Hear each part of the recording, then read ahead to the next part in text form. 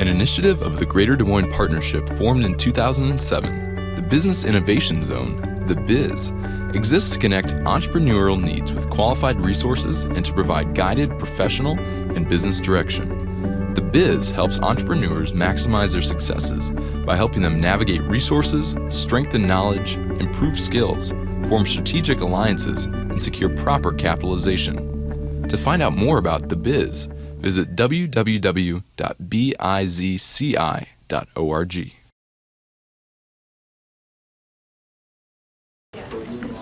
Thank you all for tolerating our change of venue. We really appreciate Startup City letting us, bomb in on them at the last minute. We're probably going to be doing it here for the rest of the year. The partnership building is a long-term project for restoration at best, and we know that we're going to be in Rouen 2 as the Greater Des Moines Partnership for the rest of this year.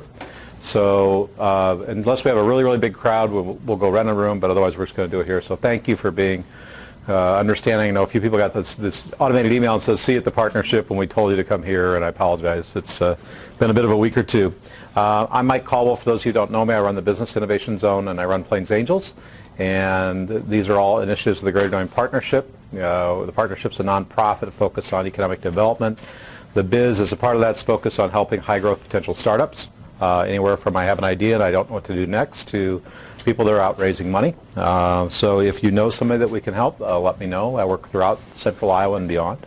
Some announcements, upcoming events. We have Kate Washut coming up next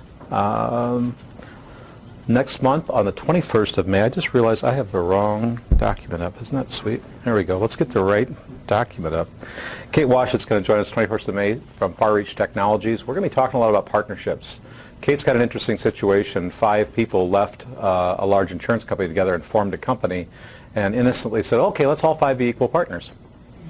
6 years later, they're doing great. I think they have 19 or 20 employees now. They're very profitable, very well. But the evolution of 5 tech people saying, let's all be equal partners, to somebody's got to be the CEO and somebody's got to be the person that leads tech and all those things and how they got there. So it's an interesting story. And Kate is now the CEO of the company and doing a great job of running it. So I think it'd be an interesting topic. A lot of you I know are in partnerships, and partnerships are interesting in business. They come with a guaranteed divorce.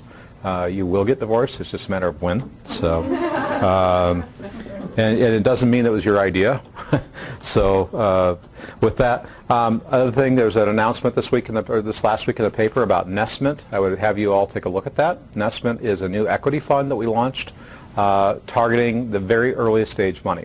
So, in the view of many of us, the hardest money to get is the first money, the first 25 or 50K to take an idea into some kind of prototype or some evidence of success. Nestment was launched. It is live on the website. Right now, everything's up except the entrepreneur documents. By this Friday, all the entrepreneur documents will be up. It's a very different kind of fund in the sense that we're doing much earlier companies. Just a couple details on it real quick. It is equity, but it's built so that there's an ability for the company to buy their equity back if they're not going to have an exit. They have to have the permission of the board that runs the fund. It's built to have multiple funds, so we hope there'll be more than one Nestment fund. Tej Davan is the fund manager on the first fund. It's a private fund. It is not government money. It's capitalists. We're there to make money. There's a whole process to go through to apply. And we are open to just about anything. It doesn't mean we'll finance everything, but we really have very few limits on what we'll look at. So please, if you have questions about it, I'd encourage you first to take a look at it, because we've done everything right up to the agreements you'd be asked to sign will all be on the website by this Friday. And things like the agreements aren't negotiable. When you're trying to get $25,000 to somebody, you can't spend $10,000 in legal fees deciding how you're going to do the equity split on $25,000. So that's part of the reason it's very open. The investor documents are completely available there. The entrepreneur documents are available there, and I'd encourage you to take a look at it. Otherwise, let's talk about today's speaker. I met him about a year ago. A couple of things I've learned that hopefully we'll learn more about today. He has an amazing drive. The guy knows how to work. Loves to shop. That's true. That's cool. Now, I love to shop, but not for clothes. No. So we're similar, but not. He teases me about the fact I always show up in black. He knows how to sell. He's got a sales background, which is an amazing asset if you're going to start a company. And he knows how to pitch his company. He pitched at Iowa last week, and I thought it was one of the best pitches I saw. I was well, you were there. A lot of what we're going to talk about today is the accelerator, and I think that's where you learn to pitch. So with that, please help me welcome Derian Baugh. So let's start out. If you would, tell us briefly what Men's Style Lab is. For those few in the room that haven't read about it, let's hear the short version. We are a personal online shopping service for guys. So we connect guys. We gather their, what we call their style DNA, which is a compilation of their height, weight, measurements, color preferences, and wardrobe needs. And then we connect them with a personal style advisor to take a deeper dive through a phone call. And we serve guys all over the country, and we ship them a box of clothes based on their lifestyle and personal preferences. They get 10 days to try everything on. They simply keep what they like, send back what they don't. It's free shipping both ways, and they're only charged for what they keep. Right. Cool. How'd you come up with the idea?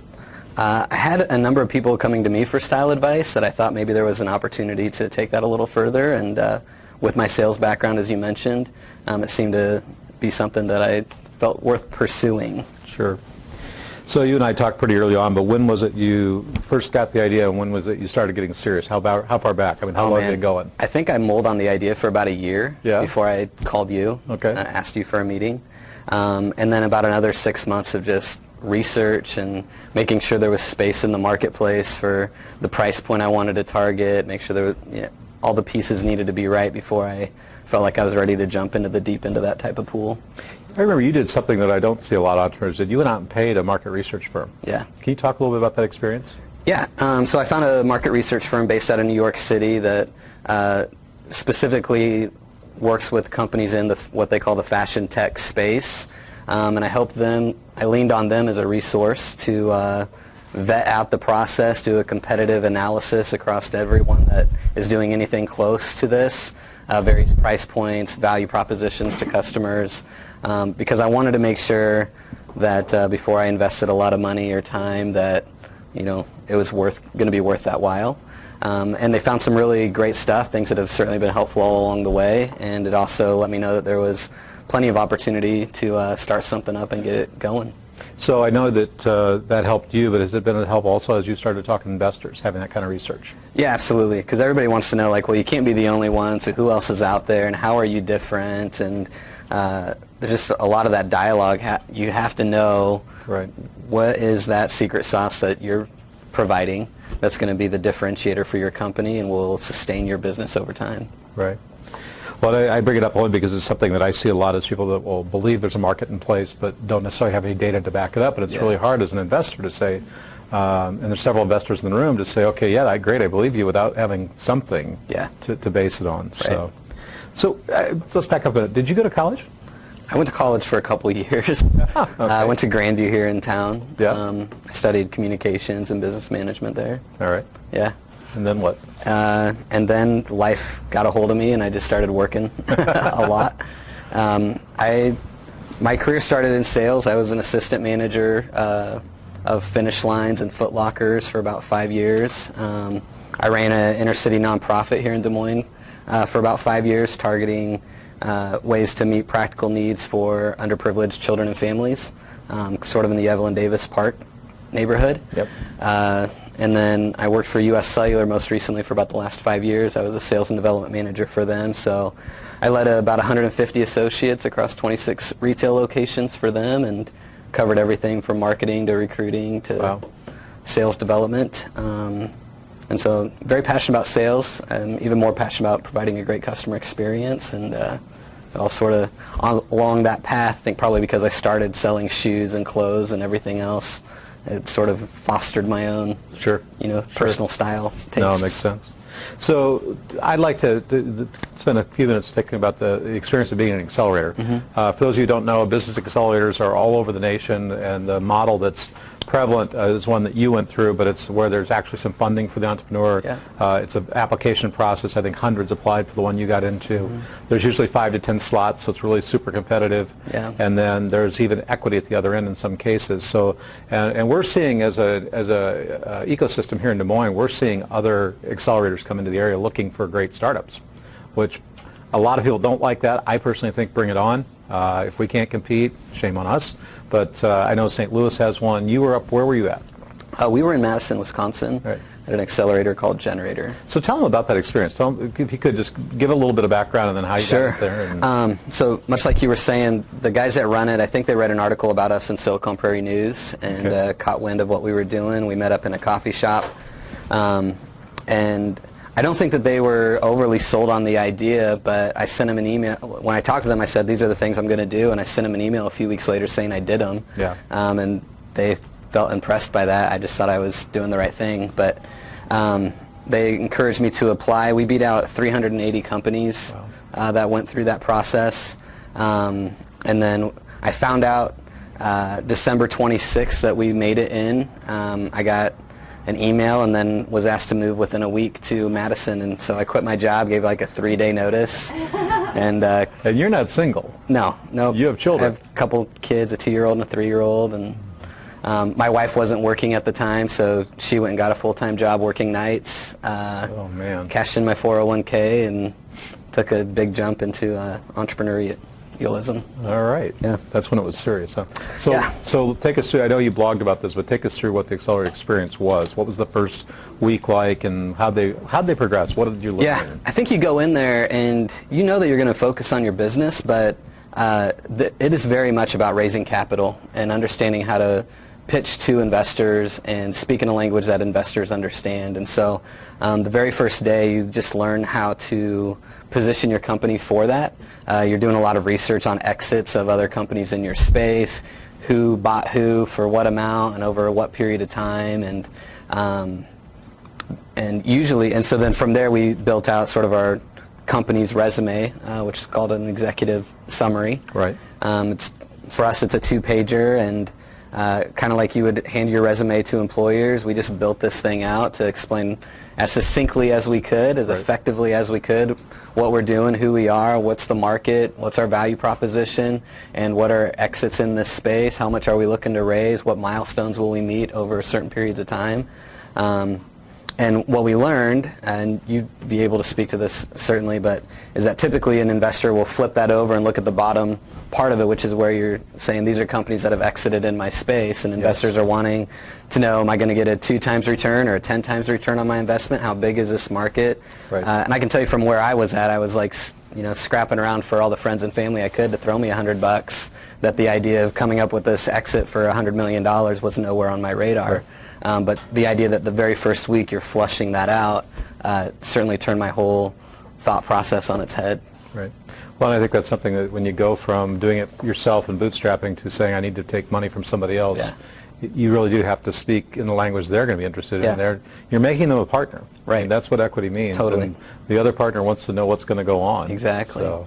Yeah. What I found is if they're not interested in your business until they know they can get a return on their investment. Sure. And so that's where the conversation starts. But so that was week 1. The next few weeks we met with over 100 different mentors. 100? Yeah, it was like 120. And they in 2 weeks? Yeah, in 2 weeks. We called it mentor speed dating. So did you even know where you were by the end? No, I can't remember faces or names at a certain point, but it's great because you get just rapid fire practice pitching just over and over and over again.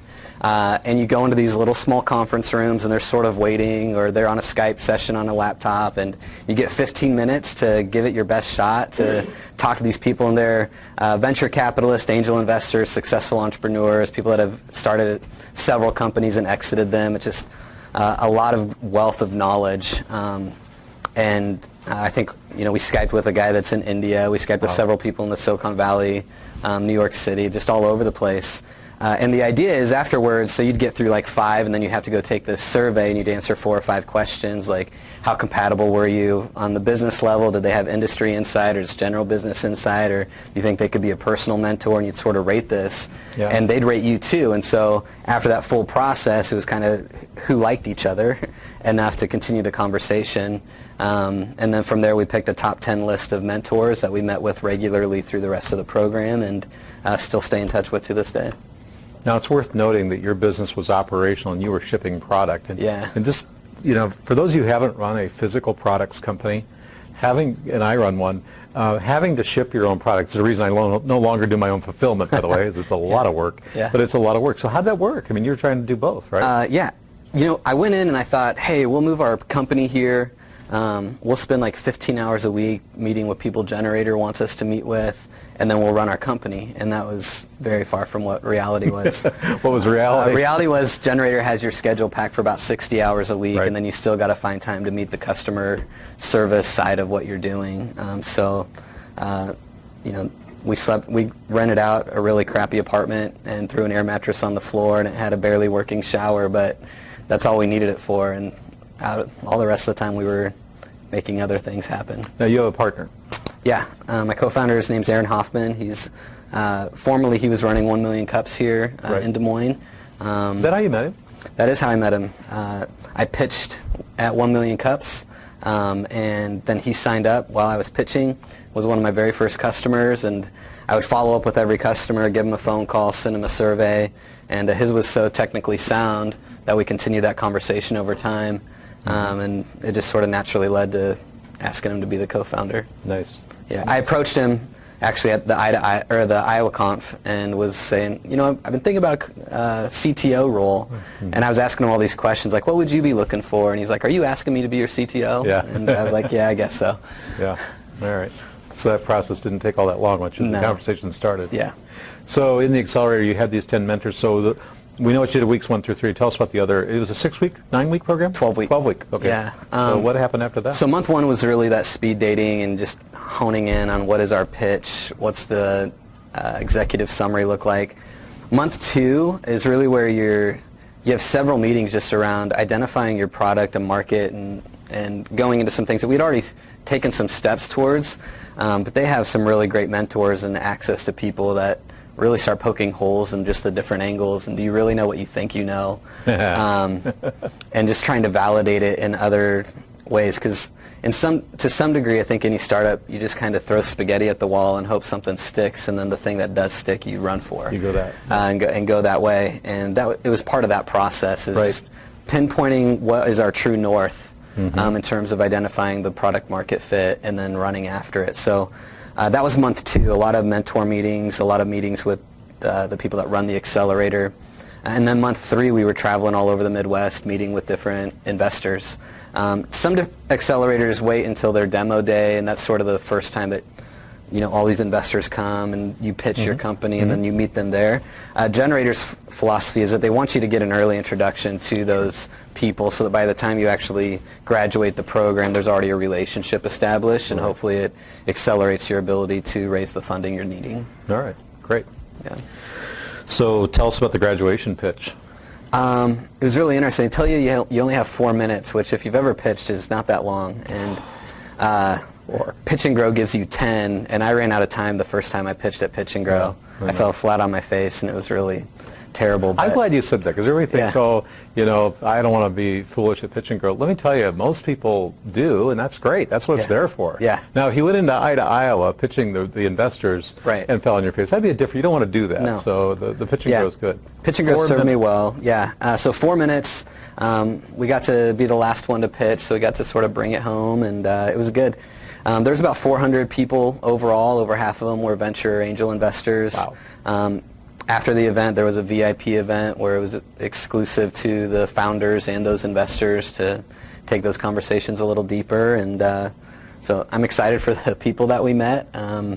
We're in the process of raising our round. We're over halfway there, and just sort of soft circling the rest. So, and the thing I think is interesting, that really the fact that it was in Wisconsin didn't have a lot of weight on the idea of who you got to see and who you worked with. It was obviously global, and the Yeah. mentors. Yeah. I mean, certainly some of the people were there, but it wasn't about being in Wisconsin. It's something I think people have to understand, is these things are about building great businesses first. And Absolutely. sure, they'd love it if you'd stayed there. Sure. I'm sure they told you that. Yeah, no, we got some good investment terms from people in Wisconsin, but that would require us to move to Wisconsin. Oh, yeah. Because they have their investor credits there, just like Right. we've recently introduced. So, Yep. but for us, our heart's in Iowa, and so we're glad to be back. No, I'm glad to have you back. Hey, let's open it up for some questions. Yes. Yeah. When you were pitching to investors, did you get much pushback saying you're from the Midwest in Iowa and you're going to tell me how to dress? So the question is, was Iowa relevant to them as far as how to dress? It's an interesting one. Yeah. To a certain degree. I would say most investors don't know the fashion space that well, and so you probably, for people that do, they're like, why aren't you in New York City? You know, I called up a venture capitalist in New York and because I was flying out there for a trade show and wanted to meet with him. He's like, well, when you actually decide to move to the fashion capital, then we can talk. And so that's just a different mindset. But for us, our target market is what we refer to as the everyday guy, and we feel like being in Iowa helps us have a good handle on what that everyday guy is. And then logistically, we can ship to either coast within 3 days, and so from a business sense, it works to our favor to be centrally located. So I feel like I can justify it for business reasons other than needing to be in the downtown hub of Manhattan. What would your OpEx look like if you were in the downtown hub of Manhattan? Oh, I don't even know. Wouldn't know where to begin. I'll guess a multiple of 5. Yeah. Yeah. You need some deeper pockets for that. Yes. Hi, Derian, I apologize. I'm in the process of signing up for your sites. I don't know All right. what your offerings are. Sure. So it's a question about your offerings. Are most of your offerings branded, labeled goods, or are you investigating, or are you doing private label products? We're not doing private label today, actually, until just recently. When I started, I would get guys to sign up on a website, and if you went to it, you probably wouldn't have signed up, and I know I wouldn't have given me my money, but it was a LaunchRock page, if you're familiar with them. It's just a standard sign-up form, an email, and a name, and we would hound the people that would give us their name and email until they would pick up their phone. And we would manually process those cards over the phone, and then we would drive to Williamsburg or Chicago or Minneapolis and just shop at outlet malls like crazy and just clear those stores out. And then we would re-tag them with our own tags. I bought my tags at Hobby Lobby and strings of twine and just I want everybody to the listen to this prices because build the business before you build the product line out. If it isn't your making, I mean, you got to figure out what they want to buy, and you can end up. I made a mistake and ended up with $25,000 of inventory. I'm still writing off. Right. And listen to that. Yeah. It's really smart stuff. So I mean, we bootstrapped because there was no other option really. The bank said no, if I remember right. Yeah, and that's the way that works. But and that's been the model up until just recently. So with Generators funding, they give you $20,000 up front, and then they guarantee at least $50,000 to $70,000 in follow-on funding, plus all the introductions to investors. So we use part of that $20,000 just to cover living expenses, much like you would for books or your dorm room if you go to college. But then we use the other money to go to trade shows in New York and Las Vegas and get the introductions to brands. So now we're able to buy it wholesale. We mark it up and sell it retail. We work with some brands you might be familiar with, like Original Penguin or Fossil, Levi's, Ben Sherman, Happy Socks. So we've got a few brands that you'd recognize from Yonkers or other department stores. And then we have some really cool lesser-known brands that as you go to these trade shows, you get to meet these people that are just so passionate about their product. It's their livelihood. We got this cool brand called Break East, and it's for like surfers that are out of New York City, which you don't typically think of Surfers when you out think of of New York surfing. But it's a really cool brand, and the idea that we can help lesser-known brands get introduced to a market that they wouldn't otherwise have been able to meet, and we can help guys get access to clothing that they're not going to see in the store down the road. Is pretty cool. So that's the direction that we're going, and today we have about 30 brands on board. Which is really interesting, given that a lot of the people that are your customers are beyond brand agnostic. They just don't care. Yeah, totally. They don't want to shop. They don't want to deal with it. They just want to look good. Yeah, a lot of guys don't. They really don't care what the brand is inside the shirt as long as it looks good. And eventually we'll explore private labeling. The margins are twice as good in private labeling, and so we'll definitely take a look at that route. Inventory is worse. Yeah, you have to hold on to. Yeah, it's your buying and your margins just look a little different. But as we scale, it'll be something that we explore. Questions, Brad? I know you looked at some other incubators before you decided on Generator. Can you kind of say like what you think it is that Generator is good at compared to the others, and maybe like in retrospect, would you have picked one of the others had you gotten into it, or would Generator have been your top choice? Yeah. So kind of compare and contrast the incubators Sure. you looked at versus Generator. Well, had we gotten into Y Combinator, we would have probably taken that ticket. We didn't. And the other one that we were looking at is Straight Shot, based out of Omaha. So part of it was just timing, because Straight Shot's accelerator, the next class wasn't starting, or is just getting ready to start. I think they're just, so I would have had to wait a year. The way that generator runs is twice a year, and so it's just, we were at a place where I was either probably just going to have to shut down the company or like keep maintaining at a very low level and taking on like 10 customers a month at best if we didn't have a serious infusion of cash. So I think part of it for generator for me was just the timing. They do a class of 5 2 times a year rather than 10 all at once, and the reason behind that is because they're tapping into the circle of investors that they know. So if they hit all those investors with 10 companies, then it makes it a little tougher to work with that. Whereas if they do twice a year with 5 companies, it allows that balance effect to happen a little bit more better in terms of how they're set up. I will tell you, for the time that I've been involved with the startup community in Des Moines and the time that I was able to get exposed to the startup community in Madison, there's a lot of density in Madison. There's a lot of really great people, and I would love to see Des Moines. I don't know that Des Moines is where Madison is at this point in time, and so I think that they have a lot to offer in that regard. No, I get it. So we just had Eye to Iowa for the 3rd year, which is like an investor entrepreneur forum. Madison's in their 17th year of doing that. They have 18 angel groups directly involved in it. It's truly amazing what they've done, but they're 10 years ahead. Yeah. They've been working hard at it. Yeah. Yeah. Sorry. How Trish. long did you have to do your bootstrapping? Because I've been bootstrapping for a couple of years now. Yeah. And like wanting to get to that next level. Do I got a lot more? Or? In some ways, we're still bootstrapping. Yeah, you're still bootstrapping. We're still bootstrapping. There's an article that just recently came out talking about leveling up and how when you raise money, it allows you to do things that you couldn't otherwise do before, which seems so simple, but each time you take in money, the ways that you level up looks a lot different. And so once we close this round, I think we'll level up a little bit. We'll add some key people to our team, and it will help us get to that next level. I think for me, and it came from a lot of the conversations I had with Mike, is about knowing what your go-to-market strategy is and coming up with a way that people can start to tell the masses about what you're doing. Right. If you generate enough interest, then there's definitely money around to help you take it to another level. And then part of it's just finding the right investors that believe in you, and because anybody can write a check, but you want the people that are going to help you actually grow and pour into your business. There's a reason they call them angels. Yeah. Yeah. You talked about researching exits in the space. Mm-hmm. Any tips, pointers, inside views? Because a lot of those transactions are private, and Sure. it's really difficult to get to that. Yeah, there's a website out there. I think it's Crunchbase. Does that sound right? Mm-hmm. Yeah. So Crunchbase is a website that you can look up just about any company and get some idea of like the stages of funding they've been in, what investors or investment groups have invested in them. Typically, you're only going to get information at the Series A or after. You don't necessarily always get ton on the seed round. Right. But what you can do with that is then, in part, there's some information available through that.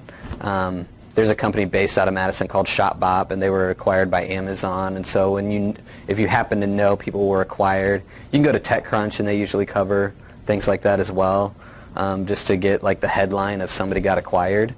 You could do acquisitions in X field, just sort of as an umbrella place to start.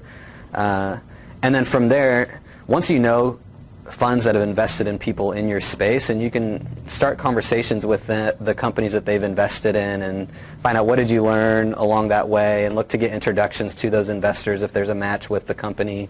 It's probably the best way, rather than cold calling or emailing, or the warm introduction's always sort of your best avenue. And then you might find out who those investors have relationships with, and if you can get a relationship with them. So, you might find the investors will say, I can't invest in you because I'm already sort of in this space with another company, but okay, do you know anybody else that might have an interest? Right. And it's a lot of networking, but that's where I would start. And it really doesn't stop. I mean, that No. continues until you've raised it. Even after you finish raising, you usually are already worried Yeah. about the next round. Yeah. So, One of the mentors that we met with was he's a venture capitalist that invested in one of our competitors, and I didn't know that because you're meeting so many people, you don't have enough time to do all the homework on them. So I walked into this room, and there's this guy that had invested in one of our competitors. He's like, I already know everything about you, and he had done some good research. But it was interesting to get his take on our company because he was able to see somebody else sort of go through these stages, and we still talk to him pretty regularly today, and Sure. he's based out of Chicago. So it's cool, even if you find investors that can't invest in you, there's a lot of industry knowledge Right. that can help you grow along the way. Right. Derian, I know you mentioned earlier that time commitment, once you got the accelerator, was so much more what they had scheduled, and you and Aaron had business going here. So how do you go about that those first few weeks? If I were to give myself advice or any other startup, especially if you're in a product, services type industry, I would plan to use some of the capital you get at the beginning of an accelerator to invest in your team and find somebody you can hire and bring He didn't to that sleep. with you. Yeah. The answer was he just didn't sleep. Yeah. Yeah. And I don't know. That's what I would do. I'd hire at least one or two people to come into it with me and just sort of be able to have them help run the business side of it. Yeah, he's being really nice, but I mean, I don't know. the time you get like 52 orders at 6 at night, Yeah. and you got to ship them the next morning, and you don't have half the product, and you got to find the product. I mean, you It's just tough. it just gets really hard. So Yeah. you don't want to underestimate it. If you got, that's one of the beauties of software. As long as you can scale, you're good. But Yeah. wow, Yeah. physical products are tough. Yeah. It is tough, and you don't want to let your customers down, and they aren't always as forgiving about the situation, right? You never want to seem small, because you don't think about your company as being small, and your customers signing up don't think of you as being small. And I had this guy that sent us an email. He had signed up on the site, and he wanted somebody to call him, and he sent me an email like 10 at night. And he emailed me the next day at like noon, and he's like, it's been over 12 hours since I last contacted you, and I haven't gotten a phone call yet. And I was like, come on, man, like, if you knew there was only 3 people behind the scenes, you know, and we're trying to ship out over 100 boxes today, okay. like, you know, but it just doesn't, it's unforgiving territory. But I don't know. What did you do in that instance? Did you scramble to call him, or? No, I just said, hey, look, we're all hands on deck for the customers that have paid us at the moment, and we will call you as soon as we are able to, and we appreciate your patience. I'm sure you can understand that we have to put our paying customers as our number one priority. That was a good answer. So a lesson in that is sometimes you gotta let the things Yeah. go, because you're dealing with other things. Yeah, I can appreciate that he's excited about trying our product, but so are the people that paid us, so I have to prioritize that. So I have another question for you. Sure. You mentioned trade shows. I do vendor shows right now, and just now this year expanding into doing more trade shows.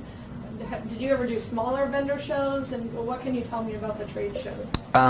So the 2 trade shows we went to were in New York and Las Vegas. The one that's in Las Vegas has like 8 different trade shows all at the same time, and they're all over the city. And I don't know if that's unique to this industry or what, but part of what we did is we teamed up with a guy named Kevin. He's the manager of Bedowers on Ingersoll. We've got a good relationship with them, and he flew out there to Las Vegas with us and helped make warm introductions to people in the industry. So rather than, because we tried doing it the other way and it just doesn't work, and part of the barrier to entry is just getting some of those introductions. Right. Yeah. But that's how we did it. And you're still doing them? Still doing trade shows? Yeah, for fashion, anyways, the way the trade shows work, we went to trade shows in February, but they were showing everything that's going to come out in like October. So for us, we're not at a place where we're ordering that much in advance, but it was still about putting a face to a name, and here's what, and they call it immediate, so we were able to get access to what they have available immediately and get that relationship started. Once we get our seed round of funding here, then we'll look to make more projections on managing that inventory for the seasons that are 6 months ahead. How far do you manage inventory forward? I mean, how much are you holding and not holding? Right now we do what we call just-in-time inventory, Yes. so which the name is pretty telling, but we wait for the orders to come in, and then we place, our customers pay us up front. Essentially it's a deposit, and so we get the money up front, we're cash forward in that way, we charge them from the website, and then once that money's in the bank and we know their sizes and how much clothes we need to send, then we place bulk orders with the wholesalers, get that product in, and then ship it out. And typically guys spend, or they'll buy half the items in the box, and so we'll get half the items back, and then we know those are items we don't have to buy for the next month, so we're sort of halfway there each month into it, if that makes sense. But we try to hold as little as possible. Right. Well, and especially because fashion changes so fast, you don't want to. Yeah. But so the cash forward part, people are okay with that. People will pay it. Yeah, I think in part because they know that they're getting a style consultation that helps justify why they would pay up front. But as well as I would say that for most guys, the pain of shopping is real, and the lack of confidence in looking good is very real. And so, Are you saying they're desperate? They're desperate, for lack of a better word. Well, it is amazing to think how many people will just put their credit card in these days. 10 years ago in e-commerce, that just wasn't the case. Yeah. But now it's really changed. Yeah. Do you have a best-selling item, or one that you know, just keep that on hand because they're going to come in? Yeah, there's definitely staple items that we always have on hand. So dark denim jeans are never going out of style in my opinion, probably. Wingtip shoes are like a classic item that I think every guy should own a pair of. Look at all the things wearing dark denim and wingtip shoes right now. A navy blazer. You're right, though. There's certain staple items. Your button-down shirts are never going to go out of style. So we always sort of keep on hand. Sorry, my chair's turning. We're on these swivel chairs. We're not used to these chairs. They just keep taking us off. Yeah. Khaki pants, gray chinos, they're just certain staple items that we always are going to keep on hand. The tough parts are seasonal things like shorts or polo shirts, or in the winter, sweaters. Those things get a little trickier. It's just such an interesting model to me because you're selling branded products to someone who doesn't care about the brand. It's a great opportunity because then you can get away from the true value of the product versus the value of the branding, right? The same polo shirt with 5 different labels on it. And you get past that. So it gives you a great opportunity to not have to deal with trendiness in the sense of, oh, I want this brand. Well, you go to the store if you want the brand, right? They don't want to go to the store. Yeah, our guys are guys that hate to shop, and there are definitely guys that do enjoy shopping. And we get those guys that will call us up because they're looking for a fresh take on their style. But we try to let them know up front that we might not be the best option for what they're looking for, because then we just end up wasting our time and theirs, and they think they're getting a product in a box that's not going to show up. Right. Yeah. One of my challenges was the box, the mailing. Can you go through how you determined what was the best answer for you? Yeah, that was such a process.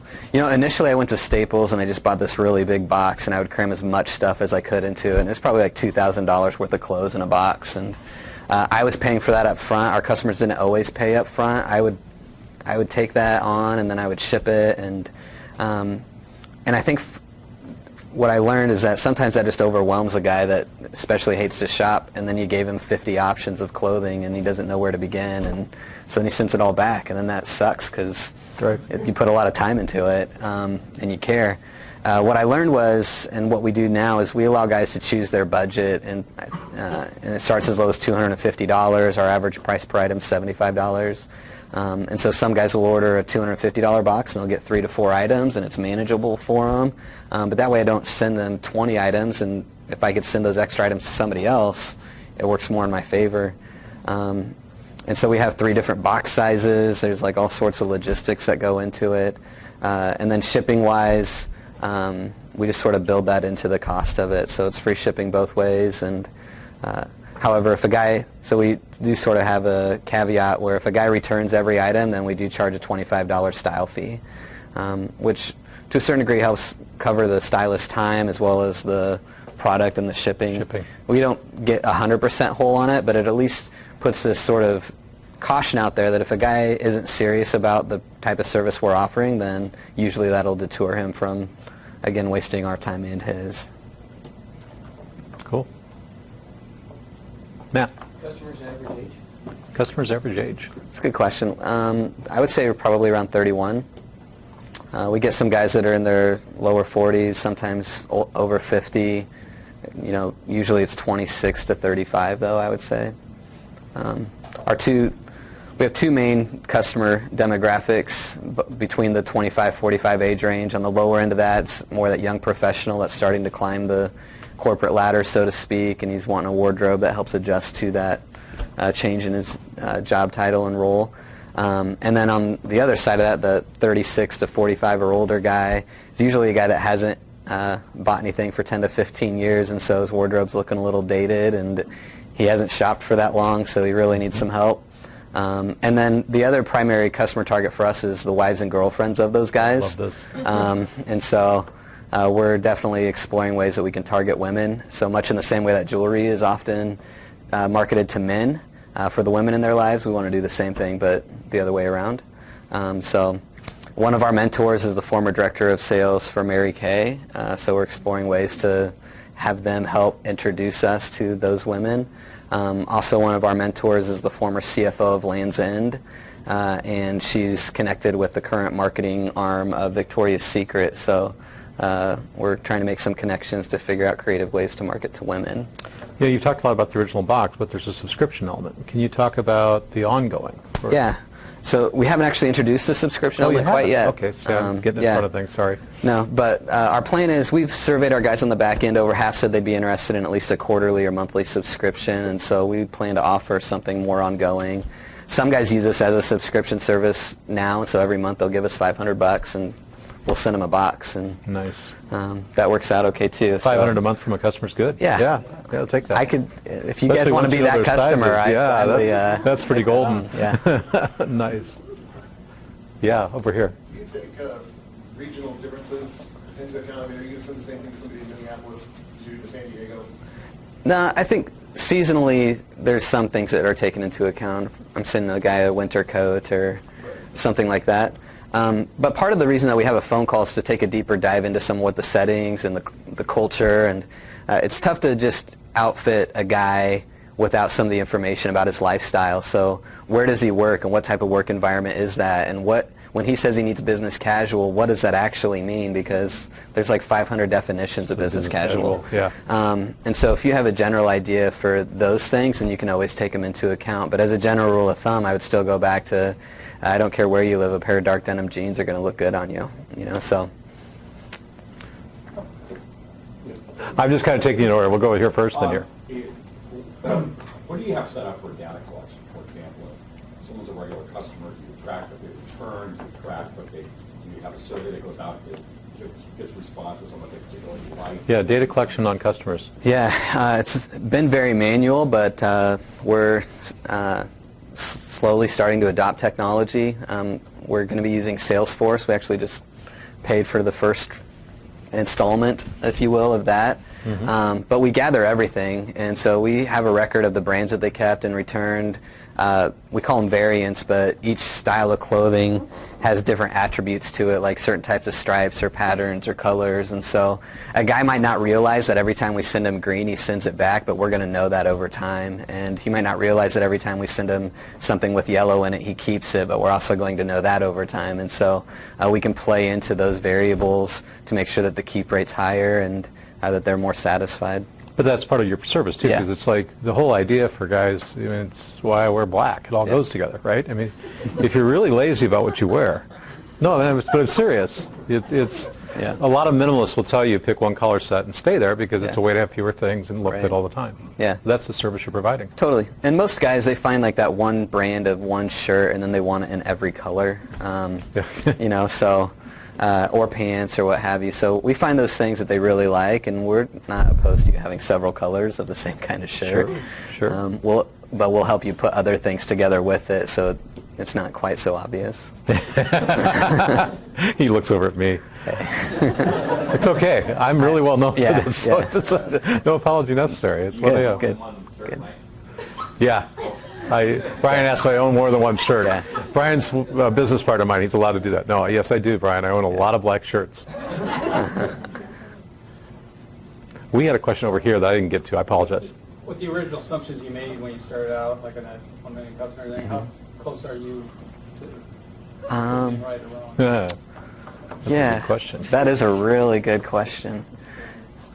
When I presented at 1 million cups, we didn't have any customers yet. And so part of what I learned was the best way to curate a box and with items that are more likely to sell than others. And we still experiment. We A/B test everything. So we started with this new shoe company last month, and we bought half of the shoes were white and half the shoes were gray, but they were the same brand, and we're just trying to decide, like, are guys more likely to buy the white pair or the gray pair? Mm-hmm. And so we're able to learn that stuff. So I would say because of the fact that we actually have customers now, a lot just changes every single month. But when we started out, my plan was to just offer one box, and it was going to be the 7 essentials for every guy, and it had these 7 items, and you were either going to get that or you weren't.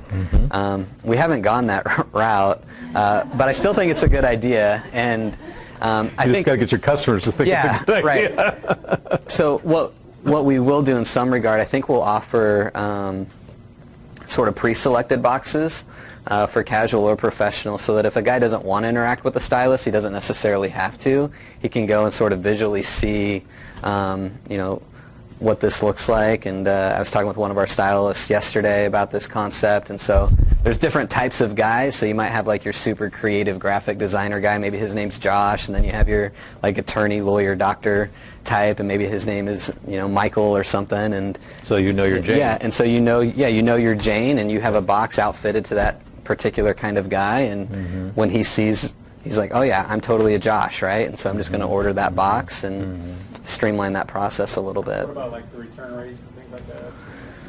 Basing the profitability and things on? What's the question specifically? Like when you estimated, I think you had estimated how much are you going to get returned and things like that? Or Yeah. is that Industry averages have been 1/3 to 1/2. We've seen about 1/2 is where we land on the first box typically.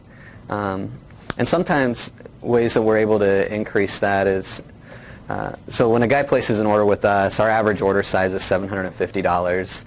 We'll actually send closer to $1,000 worth of product, so we give them a little more than they paid for, but it also gives them a few extra options, and usually we settle up at about $500 spent.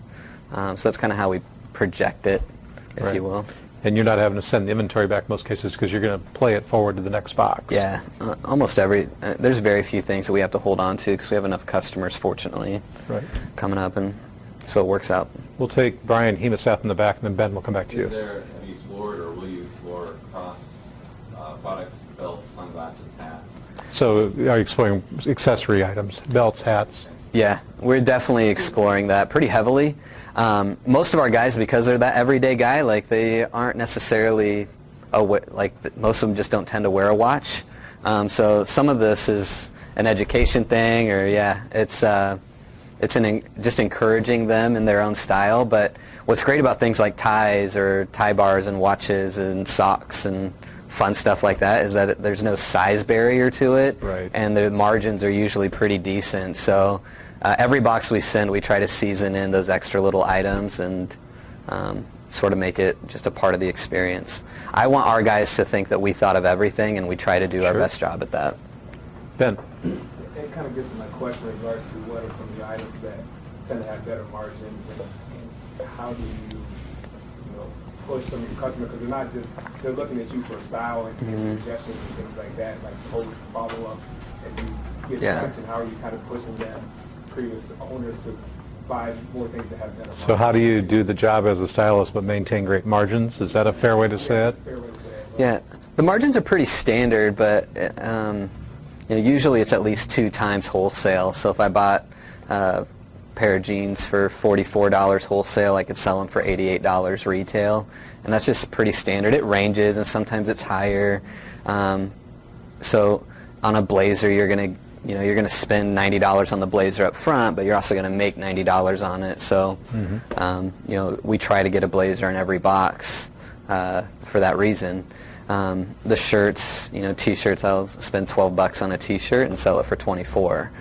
So that math just sort of plays itself out. So if a guy's spending $500, then usually you can just figure the math out of that backwards, and that's what we'll make.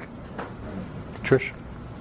You mentioned women, that you are catering to them. Have you thought of like women's boxes and putting various things in for a women's box? Women's Style Lab and Baby Style Lab are definitely on our radar. Well, I have aprons for you. Okay, perfect. I think for us right now, we're just still trying to figure out the men's side of the market. And women are just vastly different. Women shop for different reasons. Their body types and styles and tastes are just totally different. We were able to talk with some senior buyers with Target, and their price point is in what would be called that middle menswear price point. So what's great is a company like that's able to do the research and really vet out the market And what they found, because they private label their stuff, and so they have their designers and this whole manufacturing side. And what they came back with and found through their research is that men's trends don't change for about 3 years. Right. Like the blue button-down Oxford shirt is going to be on trend. Khaki pants are going to be on trend. For that, and the reason is because guys don't necessarily want to stand out as super fashionable. The majority of them don't. They just want to blend in, and the guys that are coming to us aren't blending in, but for the wrong reasons, right? Their clothes are outdated or baggy or what have you. Whereas women, like, the trends are constantly changing, and so they want to be on the forefront of style. They want to wear things like what you have on today, and it's a totally different deal. And then when it comes to managing inventory and how much you keep on hand and what trends do you follow or try to get ahead of, it looks a lot different. The margins are different, the return price and policy is different, the return timelines are, it's such a different, it's a night and day business. I think it's so dicey though. I mean, I think you have, especially like, I used to be in YPC, I mean, you have the people that are trying to get into that market just like guys. You have the moms who are active in like different events and things like Aaron who, want to have nice stuff for like the opera. You still have those like, I think, base points of like, I'm a young girl, I'm just now buying my own clothes, Sure. I just want to start getting into fashion. I'm a YPC, I want to start getting into business, that type of base model. Then even those women, because I mean I've done a lot of research like you, have that, they just want these base colors and base things as well. They kind of stick with that. So I think I can definitely see that working in your favor. Sure. I think to your point, it just depends on who your customer target is, right? Our customer target isn't a super fashionable guy, doesn't care about brands, all those things. And if you have a woman that you're trying to help her take those first initial steps, and I think that makes a lot of sense. There's a company called Stitch Fix that they only send 5 items in the box, and I think in part it's because they want to limit the risk exposure to some of that. Yeah, Doug. How do you market your services, and did that change at all after your experience at the Accelerator? It hasn't changed yet, but it will. All we do today is targeted Facebook marketing. I had a mentor that at the time it was all word of mouth, and as we started getting our feet under us, he suggested that we take out an ad for 10 days for $10 a day, throw $100 at it. Facebook does all the metrics and will tell you, who's clicking on the ad or what percentage of people, and that's what we did. And just so you know, I didn't know this going in, but the typical click-through rate's like 0.4 to 0.7. Right. It's less than 1%. We fortunately had about a 12% click-through rate, which told us we were really onto something, and so then we started putting a lot more money into the ads. Today we have about 10,000 people on a waiting list, and so we're just trying to work ourselves out of it. 10,000 people on a waiting list. Yeah. Can you give them my number? Yeah. Well, we're hiring if you want to come work for us. You can help us dig it out. Going forward, because I mean, obviously, as you've gotten bigger, you've got... So, yeah, great question. So moving forward then to the second part of that is going to be more of an inbound marketing strategy, content creation, social media, but really engage. Because there's a lack of knowledge and education around this as well, and we want to build that audience that can keep coming back to us for style tips or advice, and I think content marketing will be the way to go. So we're actually looking at Spark Reaction and talking with them, using HubSpot and sort of integrating this whole platform that will automate that inbound process. Joanne, you had a question? 2 questions. Are your stylists local, and how do you pay them? They're in the back. Yeah. Raise your hand if you're a stylist. Yeah. Thank you. Yeah. Yay. Welcome. Yeah. So they are local. Actually, one of them, so when I said I'd hire people at the beginning of the Accelerator, we hired somebody midway through from Wisconsin, and then she liked it enough that she moved back with us. So nice. Yeah. And is she in the room? She is. Welcome to Des Moines. Yeah. Yay. So she just found an apartment, and she's been living in a hotel the past few weeks. All right. And but we're growing our team. We pay them hourly plus commission based on the amount that the customer keeps. At a starting point, we expect that they'll make around $30K a year, but up to $50. And then as our team grows, we will incent levels of leadership and management, and there's a whole sales structure that will evolve over time. Nope, we got Ryan there in the back. I would say the fashion industry sort of naturally tends itself to be more heavily female concentrated, but we're not opposed to bringing guys on board. And there's a lot about this job that is just about working with people, even more than being super style savvy. I think you can be taught some of those things, and fortunately I get to have a little bit of control in the clothes that we carry in our inventory, so it's not like they're just being sent rogue to figure out somebody's style. They're sort of limited to what we're putting in front of them, and that gives us a bit of control into making sure that it meets certain standards. Do they send their pictures? Do the stylists send their pictures? No, the customers. We invite them to. You can't do this today, but where the technology side of our website will go is it'll allow guys to log in, upload their photos, profile pictures, sync with their social media accounts, and really help us get a better feel for who they are. There's some really cool technology that will allow us to create avatars for the guys, and guys love playing video games, right? And so if you play... Had to be gamed. Yeah, I knew you had a good game. if you play any video game, you always want to make yourself as one of the players on the football team or the basketball team or NBA Live or whatever. So the plan is that we'll help guys sort of create this avatar. We won't let them give themselves more muscle or anything. Can you reduce Is that weight, just me? Because I'm like 6'5" in NBA Live. Yeah, you are, yeah, of course. I'm really thin. I'm really muscular. Yeah. We'll make sure that it's accurate, but it should still be pretty fun. We got time for one more question. Wow, we timed that well. Okay, last one off of that. So do you assign the stylist to a customer? Like, is it like a call in and it just naturally goes to one, or do they cold call out and try and get their own people to them? It's a mixture of both. We have the natural guys that just come into the website, they sign up, and we just round robin them through the stylists. But then each stylist sort of controls their own destiny, and we want to encourage them to tap into their own networks and become involved in the community. We've only been here a week, but we made sure we were at both 1 Million Cups, and I made them come here today, and I'm just trying to get them oriented into you were on the radio the networking scene. Yeah, so we want to be as heavily involved in the area as we can to build those local connections, and then obviously everybody, you probably know people in other parts of the country or whatever, so we want them to be vocal on their Facebook or Twitter and get the word out. Yeah. Real quick before you take off, if you signed up through the site and gave me your email address, you're going to get a survey. We do read them. We use the feedback, so I would highly encourage you to do that. Next meeting is the 21st of May. We'll be back here with Kate Washut. Please come back. With that, Derian, thank you very much. Thank you. Appreciate it. Thanks, everybody.